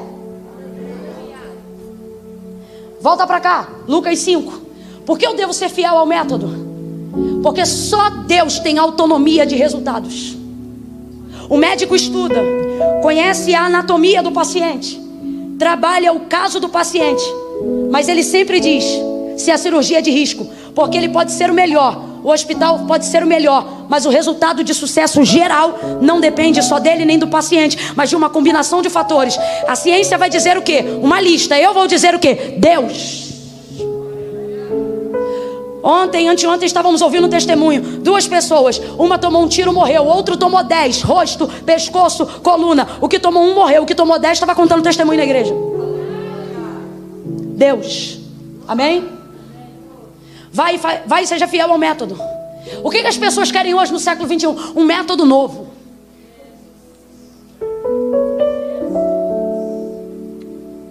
Porque a gente acha que vai alterar o resultado. Olha, pregue assim, pregue assado, faça assim, faça assado. Seja isso, seja aquilo. Isso aqui é muito sério. Guarde o que eu vou lhe dizer. Se você não gravar nada do que eu falei nessa 1 hora e 20 minutos, nada do que eu falei você gravou, grave isso. Nem tudo que está dando certo significa que foi feito do jeito certo. E nem tudo que ainda não deu certo significa que esteja sendo feito do jeito errado. Só que tudo vai depender se você quer fazer o certo ou se você só quer que dê certo. Se você só quer que dê certo, fazer o certo não será o suficiente, porque para quem só olha o fim, tudo justifica nos meios. Mas assim como a gente aprendeu na 5ª série uma coisa chamada prova real, que é quando você tem que pegar o valor somado ao valor do resultado para saber se deu o resultado certo. O céu trabalha com esse tipo de caixa. Não adianta ter um resultado positivo no final se houve um método equivocado durante a equação. Tem gente que está arrebentando aqui na terra, mas não vai entrar no céu, porque lá a conta não fecha. Lá a conta não fecha. Não fique louco querendo métodos novos para obter rapidamente seus resultados. Seja fiel aos métodos e Deus garantirá resultados. Quando você é fiel ao método, até o que era para dar errado dá certo. Porque você quer resultado? Não, porque você está olhando para o método, para o cumprimento da palavra. Isso aqui é muito sério. Eu vou usar alguém que eu tenho temor de usar o nome dele: Moisés.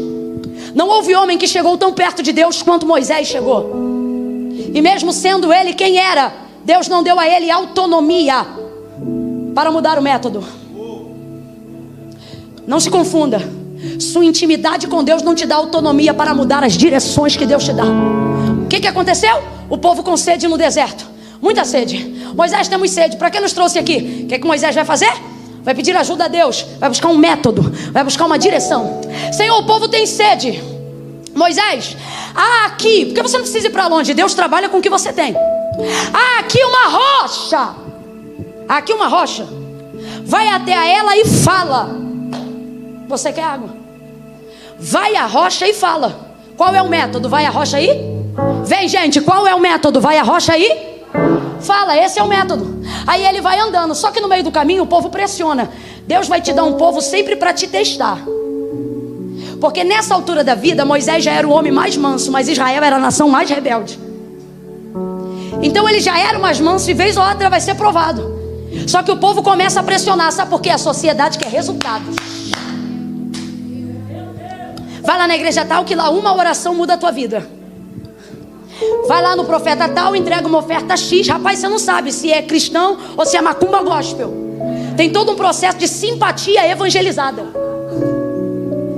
O povo pressiona, o povo quer resultado. Moisés fica tão desorientado com o nível de pressão, porque esse povo é de dura serviço, é afrontoso, que ele acabou de ter contato com Deus, recebeu de Deus uma direção, mas quando ele vai voltando pelo caminho, o povo vai pressionando tanto, que quando ele olha para a rocha, para não dar com o cajado na cabeça de um crente, ele arrebenta a pedra 2 vezes. Pá!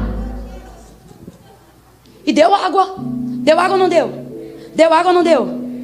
O povo saciou ou não saciou? Todo mundo bebeu ou não bebeu? Bebeu. O povo está feliz ou não está? Teve resultado ou não teve? Responda para mim, deu certo sim ou não? Deu resultado? Mas ele foi fiel ao método? Moisés, olha como é que o povo está. Moisés, você é o cara. Moisés se arrebenta. Líder igual a você não tem. Moisés, Moisés virou tudo, hein? Moisés quebrou tudo, hein?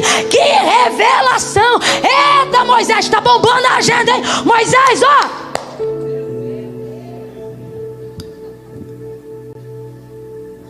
Os funcionários aplaudem a empresa fraudulenta, porque ganharam um monte de cesta básica que foi roubo de um caminhão. Meu chefe é top! Deu pernil, deu isso, deu aquilo, aumentou meu salário 3 vezes, claro. Ele tem receita bruta e deveria dar 27% e 30% para o imposto de renda, mas ele come todo mês, todo ano. E você está lá dizendo, não importa, importa é que a gente está tendo resultado. Deus diz, Moisés, vem cá, não te disse eu falar, rocha, mas porque tu feriste, eu vou dar a terra que jurei aos seus pais que lhe daria, e somente a geração de Josué e Caleb lhe entrarão, porque este povo perecerá neste deserto. Mas tu, Moisés, não entrará. Vai ver, mas não vai entrar. Tá vendo aquele monte? Sobe ali e morre lá. A quem muito é dado, muito é. Quando Deus chama alguém que é fiel aos métodos, se ele no caminho se corromper com o resultado, é melhor que Deus leve logo, para não perder a pureza do ministério, para não perder a pureza da chamada. Jesus sabia, mas não disse para ele, vai que você vai pescar muito, porque Deus não quer andando com ele gente que só anda por causa dos resultados. Deus quer andando com ele gente que é fiel aos métodos. Foi ele, lançou a rede, jogou com força, a rede assentou, começa a puxar. Quando puxa, começa a arrebentar. E o barco vira. E a parte da superfície encosta na água. Camila, entra um pouco de água, com certeza, se quase ia a pique. Estalou a madeira. Por quê? Porque é grande. Nós queremos obter grandes resultados e não queremos sacrificar a estrutura em nada. Só que uma das ideias que eu tenho de por que Deus em Cristo escolheu o barco de Pedro, é porque quando ele entra no barco, eu tenho para mim que enquanto ele está pregando, ele está medindo a estrutura de ponta a ponta e dizendo, vai envergar aqui, vai instalar ali, mas deixa eu ver se aguenta. Eu imagino, eu não sei como era o outro barco, mas eu imagino que Jesus olha para o outro barco e diz, aquele ali eu conheço, a madeira não é igual a essa daqui, esse aqui vai aguentar o tranco da primeira puxada. Deus está dizendo, ei, eu não te coloquei de gaiato nessa embarcação, eu avaliei a tua estrutura e medi a tua profundidade antes de saber se você aguentaria o peso daquilo que eu confiaria a você. Deus está me usando nessa manhã para dizer quem está em casa, Deus está me usando nessa manhã para dizer quem está na igreja. Parece que vai arrebentar, porque você se dispôs a cumprir o que Deus mandou, porque você se dispôs a ver o que Deus vê. Mas Deus te trouxe aqui nessa manhã para dizer, já medi a tua estrutura, vai balançar, vai sacudir. Tem dia que você vai ficar debilitado, tem dia que a sua saúde vai ser alvejada, mas você não vai afundar, tua casa não vai afundar, teu ministério não vai afundar. Eu conheço a tua estrutura. Joga a rede, puxa, Pedro. Ele puxa, bombeia, aperta, estala, entra água. Isso aqui é Paulo aos Coríntios. Abatidos, Eu vou fazer igual o cantor que já dorme no Senhor cantava: pregue as rosas. Mas não deixe de dizer às pessoas que para desfrutar do seu perfume precisa suportar os espinhos. Gente, você quer a salvação de alguém na tua casa que diz que nunca vai ser crente? Então se prepare, seu barco vai ser abalado. A gente quer viver coisa grande, quer alcançar a comunidade, mas não quer aguentar a água entrando. Sabe o que interrompe o náufrago desse barco? Um quase.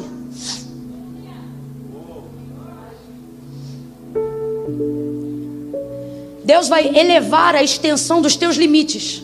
Para quê? Para você entender que você pode ir além do que imaginava. E para você compreender que não vai haver náufrago, o que vai haver é um quase.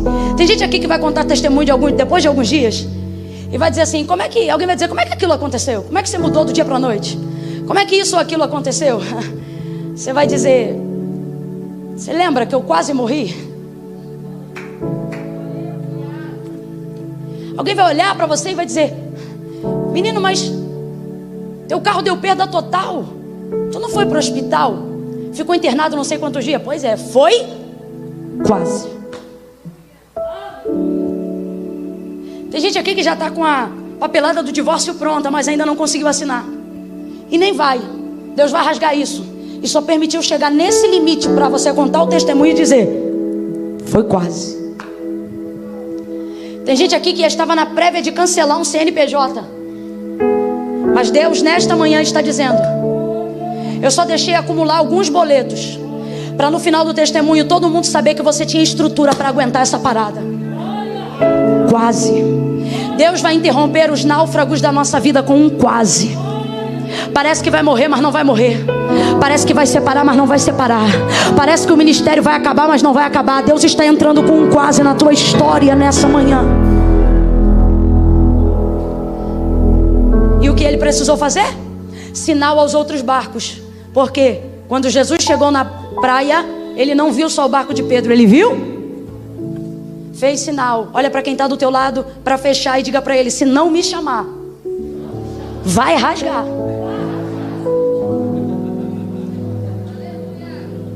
Milagre é coletivo. Se não for para a glória de Deus, se não for para abençoar. Por que o Senhor escolheu José entre seus irmãos? Porque eles podiam até ter sonhos, mas os sonhos de José eram únicos, que começavam com a palavra estávamos. Ele está dizendo: o sonho é meu, mas tem lugar para todo mundo. O barco é meu, a rede é minha, mas o milagre é nosso. O milagre é nosso. Pedro levanta a mão, faz sinal. O barquinho vem chegando. Pega na rede junto com ele. Olha para quem está do teu lado e diz: deixa eu pegar que fica mais fácil. Deixa eu pegar. Eu quero aproveitar. Tem líderes em casa agora, dirigentes, coordenadores, pais, mães, líderes, empresários. Tem gente aqui que lidera alguma área na vida. Deus está dizendo: você quer fazer tudo sozinho? Só é seu barco, só é sua rede, só é do seu jeito. Então você só vai pegar o que aguenta guardar, só vai pegar o que aguenta segurar. Agora, se você aprender a confiar em quem está no mesmo mar, em quem trabalha da mesma maneira, Deus vai ampliar a extensão do milagre. Mas você precisa chamar. É difícil dizer isso, mas eu preciso dizer: gente que não confia em gente vai se arrebentar. Camila, mas eu estou arrebentado porque eu confiei. Deus trabalha com isso para você aprender em quem confiar. Deus não trabalha com isso para que você não confie. Deus não permitiu traidores para você viver a dor da traição. Deus permitiu traidores para você aprender em quem você deve confiar. Deus não te isolou, Deus está te ensinando a selecionar. O trauma está dizendo: ó, não conta para ninguém. Fica aí. Vive tudo sozinho. Aí você não abrange, não oferta, não... Gente, tem gente aqui que mora em casa, que tem medo de convidar alguém para casa. Vai ver o piso, vai ver a banheira, vai ver a mesa, vai ver a comida, Vai ver os talheres de prata. Meu Deus, mas é bandido ou é amigo? Não, é meu amigo, mas eu não sei se ele está preparado. Sabe como é que você vai saber se ele está? Se você deixar ele entrar. Se ele não tiver, vai entrar uma vez e não vai entrar mais. E se ele estiver, você vai arranjar na amizade um bálsamo, um amigo a quem confiar. Tem gente que está deixando de viver a expressão e a proporção magnífica do milagre, não porque não confia em Deus, mas porque ainda não aprendeu, por causa do trauma, a confiar em pessoas. Então eu quero te animar com uma coisa: o barco pode ser seu, a rede pode ser sua. Por quê? Porque tudo que eu busco da terra para mim é meu. Porque a terra Deus deu aos filhos dos homens para governarem sobre ela. Então preste atenção: tudo que eu busco da terra é meu. Se eu busco algo da terra, é meu. Fruto do meu trabalho é meu. O que eu compro com o meu salário é meu. Qualquer extensão que passar do limite daquilo que eu posso produzir vem de Deus. Então entenda: o barco é meu, a rede é minha, mas o peixe é de... Tudo que vem de Deus para mim eu não posso chamar de meu. Não, ouve. Tudo, Camila, tudo que vem de Deus para mim eu não posso chamar de meu. Camila, mas igual o seu ministério, não é o seu ministério? Depende de quem fala. No meu caso eu digo o ministério que o Senhor me confiou. Porque não é meu. O talento não é meu. Não é meu. A unção não é minha, mas tudo está compartilhado. Está, mas o Senhor vai voltar. Lembra da parábola dos talentos? E eu preciso prestar conta daquilo que foi feito com o que foi depositado na minha vida. Está comigo, mas não é meu. Vai ouvindo aí. Então tudo que vem da terra para mim eu posso chamar de meu, mas tudo que vem de Deus para mim se torna nosso. Quer ver? Senhor, nos ensina a orar, disseram os discípulos de Jesus, como João Batista ensinou os dele a orar. Quando vocês forem orar, entra no quarto e digam assim: Pai... Porque o Pai não é seu. O homem não tem coisa alguma se do céu não lhe for dada. E o pão que desceu do céu também não é meu, é nosso. Pai nosso que está no céu, santificado seja o teu nome. Venha a nós o teu reino. Seja feita a tua vontade, assim na terra como é no céu. O pão, se veio do céu não é meu, se veio do céu é...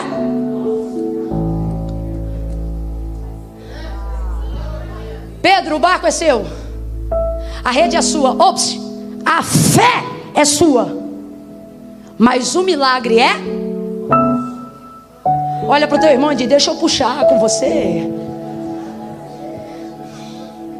A empresa é sua, mas o milagre é nosso. É Deus que está prosperando, então é nosso. O CNPJ é seu, mas a alegria é nossa.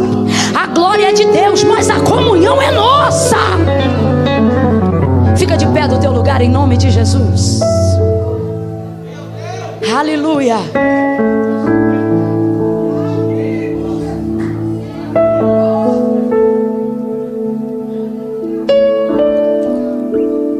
Se tu tens fé para dizer isso, diga assim: eu não quero para mim, Jesus. Ih, tá egoísta, hein? Diga assim: não é só para mim, Jesus. Melhorou. Diga: eu quero para todos nós. Senhor, eu não quero enriquecer para dizer eu tenho. Eu quero enriquecer para cobrir quem não tem. Senhor, eu não quero prosperar para dizer eu venci. Eu quero prosperar para que outros possam vencer também.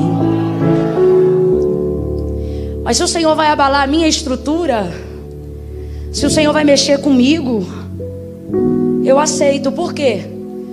Porque você está servindo um Deus que nunca permitirá com que você execute um método cujo resultado te destrua. Lembra da oração de Paulo e Silas na prisão? Isso aqui é coisa louca. Para analisar. Os dois estão orando no terceiro pátio do cárcere inferior, subsolo. Tem andares em cima deles. Eles começam a orar e houve um abalo sísmico. Em qualquer terremoto, o que está embaixo funde primeiro. Eles fazem uma oração que produz um abalo. Se não vem de Deus, os primeiros a morrerem pela oração que fizeram são eles mesmos. Só que Deus nunca vai trabalhar de um jeito cujo resultado do que ele está fazendo seja a sua destruição. Deus não luta contra Deus. Se o que ele está te mandando fazer é uma direção que ele te deu, você não vai sucumbir embaixo do que ele te mandou fazer. Você não será destruído na direção que ele te mandou fazer. Camille, como é que eu sei disso? Com a garantia de que você está na direção de Deus. E como é que eu sei que eu estou diante da direção de Deus? Se você estiver na palavra. Não é um hino, não é uma poesia, é a palavra. Ela vai te dar a garantia de que o resultado será puro e não vai destruir sua embarcação. Porque Deus não vai permitir nenhum ministério, nenhuma unção, nenhum comportamento, nenhuma atitude, nenhuma empresa, que no final o resultado seja a sua própria destruição. Deus está preservando a nossa estrutura. Agora, você quer que gente na sua casa seja salvo e acha que você não vai ser abalado enquanto busca isso? Pare de ser frouxo. Você que escolhe a proporção do milagre. Sou eu, Camila? É. Por quê? Porque Deus não quer te destruir. E se para não te destruir Ele não tiver que te dar, Ele deixa de te dar. Agora, se você é daqueles que está arrebentado, mas você diz: Deus, estou lanhado, estou cansado, estou moído, mas se o Senhor tem comigo, se o Senhor quer para mim, se o Senhor quer me dar, eu estou aqui, manda.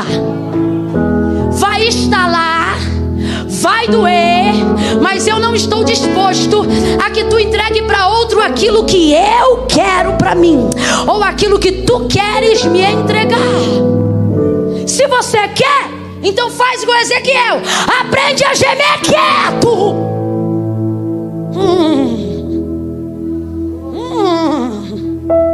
Aprende a dar o tudo bem da sunamita, tudo numa boa. O couro está comendo em casa, numa boa. Que é isso, hipocrisia? Não. É que avaliando o que Deus vai fazer, já avalio o que eu vou passar. Mas como eu sei o que Deus vai fazer, vou passar. Vou passar. Você desculpa, mas Deus está mandando dizer exatamente isso. Não seja frouxa. Não seja frouxo.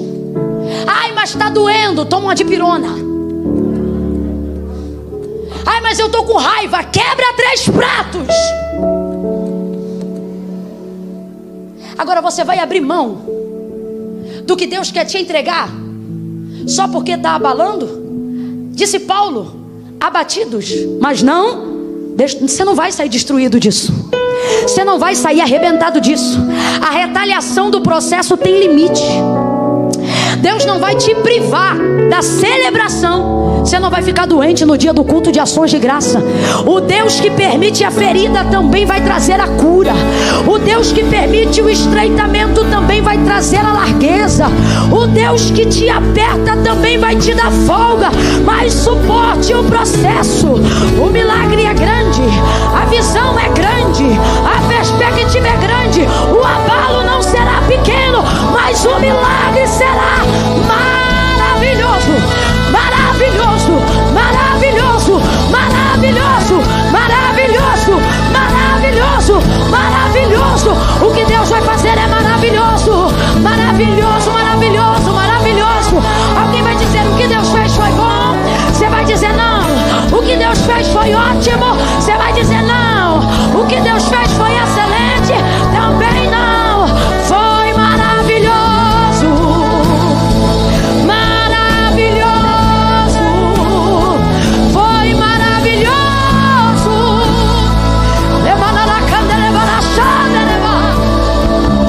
Senhor, em nome de Jesus,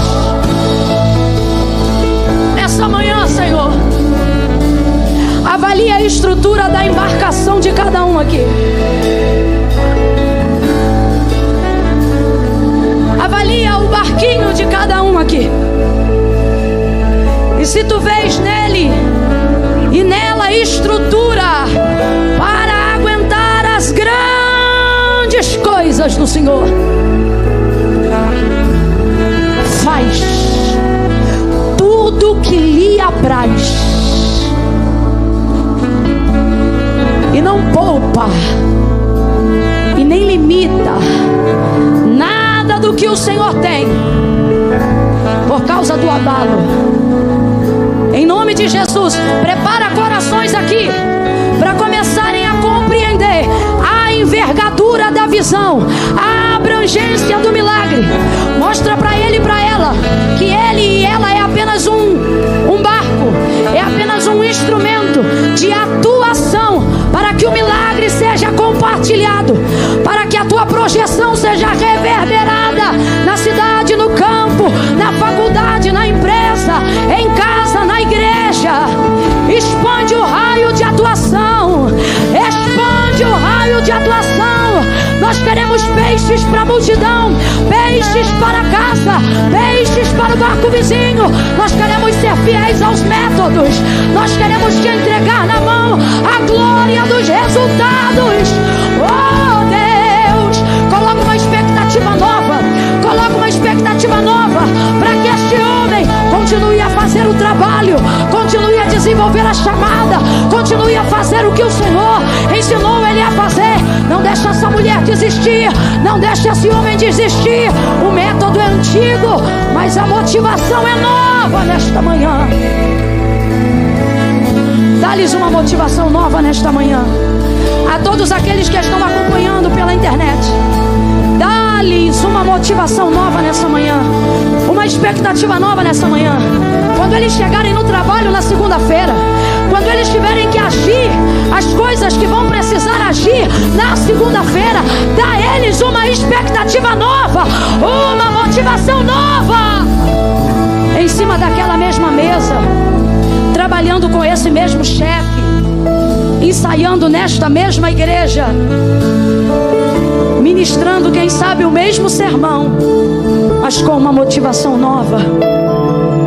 Eleva a expectativa do teu povo, para que eles possam suportar a grandeza do que o Senhor quer fazer.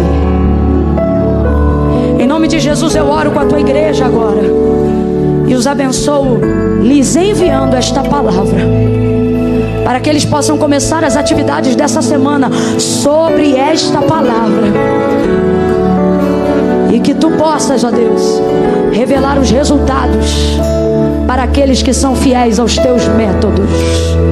Em nome de Jesus. Quem concorda, diga amém.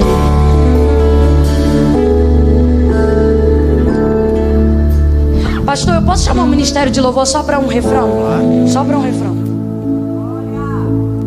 Enquanto eles vão adorar apenas um refrão, bem rapidinho, porém não será insignificante. Será curto, mas não será pequeno. Será pouco, mas será relevante. Camila, que música que é? Eu não sei.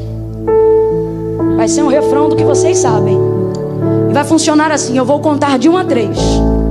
Quando eu disser 3, se aqui dentro tiver alguém que acredita nos resultados, mas ainda não conseguiu abraçar os resultados, porque não consegue ser fiel aos métodos. De quem você está falando, Camila? De gente que está na igreja nessa manhã de domingo, mas se afastou dos caminhos do Senhor. Aí você veio porque queria receber de Deus uma palavra e recebeu. Só que você precisa ser fiel à palavra que você recebeu. Se você crê, executa. E sabe qual é a maneira de viver o resultado? Sendo fiel ao método. E qual é o método? Não foi Camila nem igreja que inventou, foi Jesus. Jesus disse: aquele que me confessar diante dos homens, eu também o confessarei diante do meu Pai que está no céu. Olha o que ele diz: mas aquele que se envergonhar de mim diante dos homens. Por quê? Porque o maior problema de quem não confessa Jesus como Senhor não é porque não crê, tanto crê que está aqui. Tem gente que está acompanhando na live, que podia estar botando qualquer som para rolar em casa, mas parou nessa manhã, está almoçando com o prato diante da mesa, mas não consegue comer, porque está sendo alimentado pela palavra. Aí eu pergunto assim: você é crente? A pessoa diz: não, só gosto de ouvir. Mas eu te afirmo, você é crente. Porém, ser crente não faz de você salvo, porque crente, os demônios também são e estremecem ao som de seu nome, do nome de Jesus. Para ser salvo, tem que confessar. Aí você diz: Camila, não precisa não, eu vou ficar aqui no meu lugar porque Deus sabe do meu coração. Sabe, mas não concorda. Porque não foi Camila, foi Jesus que disse: quem me confessar diante dos homens, eu o confessarei diante do meu Pai que está no céu. Olha o que ele diz: mas aquele que se envergonhar. Por que envergonhar? Porque o maior problema das pessoas não executarem o método da confissão para alcançarem a salvação não é porque elas não creem, é porque elas têm vergonha. Então assim, eu creio, só não vou porque eu tenho vergonha. Eu creio, só não confesso porque tenho vergonha. É por isso que o Senhor diz: também vai ficar envergonhado. Camila, então o que eu faço se eu tenho vergonha? Eu também tinha. Eu vim para o altar de Deus com um palmo de bermuda, com uma camisete piu-piu e uma bermuda Saint-Tropez, e minha barriga nunca foi sarada. Era uma visão do inferno. Mas eu fui. Camila, foi com vergonha? Fui. Por quê? Porque a vergonha é passageira, é só no ato. A salvação é eterna. Então você não pode, por causa do que é passageiro, perder aquilo que é eterno. Você que está em casa, eu quero pedir que abram os comentários do chat de quem estiver acompanhando a transmissão ao vivo agora. Porque se você está em casa e se afastou dos caminhos do Senhor, se você está aí aonde quer que você esteja, no fone, na televisão, no celular, eu vou contar de 1 a 3, e quando eu disser 3, eu só quero que se manifeste com confissão, dizendo: eu, fulano de tal, entrego a vida hoje para Cristo. Quem reconhece que está afastado, quem sabe que se desviou dos caminhos do Senhor.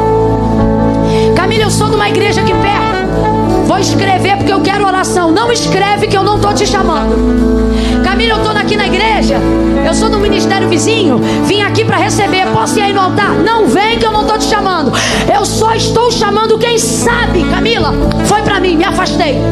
Camila, me distanciei, a minha rede arrebentou, eu me perdi dos propósitos, eu cansei de ver gente dando certo, fazendo errado. Aí eu me cansei de fazer o certo, mas hoje eu quero consertar. Está afastado, está distante, não vem com essa de que está no coração, não. Confessa. Camila, eu preciso falar alguma coisa aqui?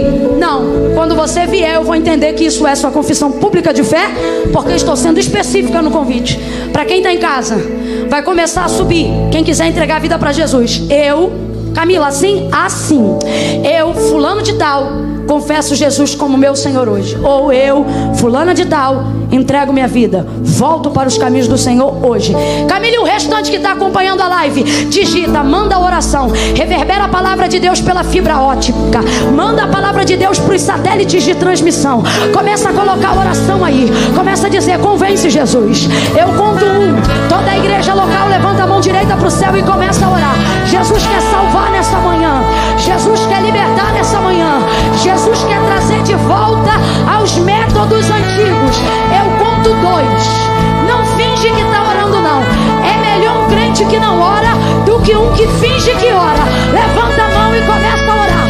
Começa a orar. 2,5. Camila, eu estou aqui, sou eu. É você? 3. Enquanto o ministério de louvor adora, tira o pé do chão e volta para a casa do Pai hoje. E você na internet, vamos lá, tudo bem. Eu entendo seus questionamentos. Está doendo, está sofrendo, mas escute o que eu vou dizer. Deus não dá pra gente provar maior do que podemos suportar. Teu amanhã será melhor que hoje. Teu amanhã será melhor que hoje. Teu amanhã será melhor que hoje. Viverás pra ver o que Deus irá fazer. Teu amanhã será melhor. Quem mandou largar a rede? Viviane, Deus te abençoe. Milena, Deus te abençoe. Isso aqui é gente vindo para Jesus. Eu, Tamires, Agostinho, aceito Jesus como meu Senhor. Eu, Jussara, reconheço Jesus como Salvador da minha vida. Eu, Aline, Caroline, Sena, entrego minha vida para Cristo hoje e volto para os caminhos do Senhor. Deus abençoe Caroline, Deus abençoe Márcia, Deus abençoe Marcele, Deus abençoe Rucilan, Alciene, Jussara, Thaís, Tamires, Milena, Navarra.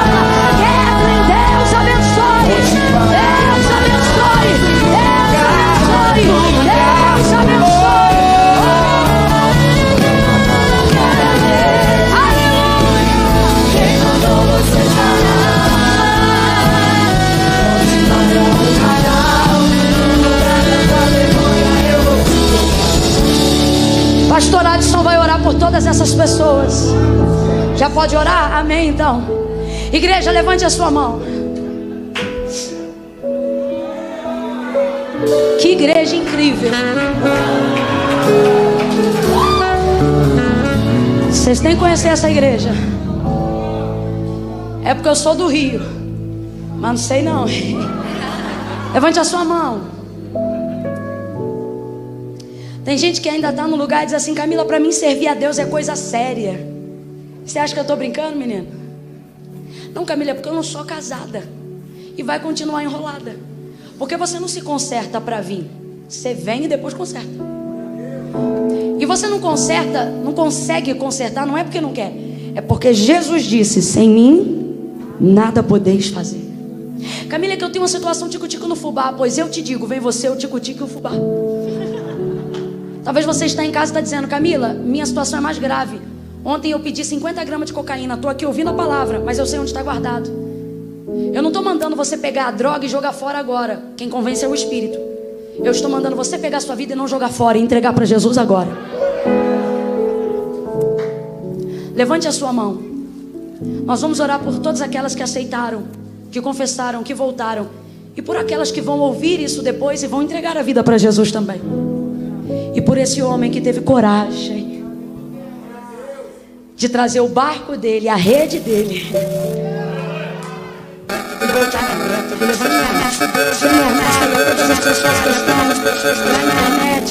a este homem que está aqui diante do teu altar, nós unimos todos, Senhor, todas, agora na mesma oração. E como ministros de uma nova aliança e sacerdotes de uma nova geração, nós os abençoamos. Nós declaramos a quebra do cativeiro, a restauração e a libertação completa. Nós estabelecemos a alegria dos seus nomes escritos no livro da vida. Senhor, eu te louvo porque o Senhor é quem faz a obra. Enche eles do teu Espírito, ajuda eles em todo o processo necessário de libertação. Glorifica o teu nome. Nós ligamos na terra e te pedimos: liga no céu, e ministramos sobre eles a alegria, a alegria, alegria, alegria, alegria, alegria, alegria, alegria, alegria, a alegria do Espírito Santo, e os abençoamos no poderoso nome de Jesus. Quem concorda, diga. Aplauda o Senhor acima da sua cabeça por essas vidas.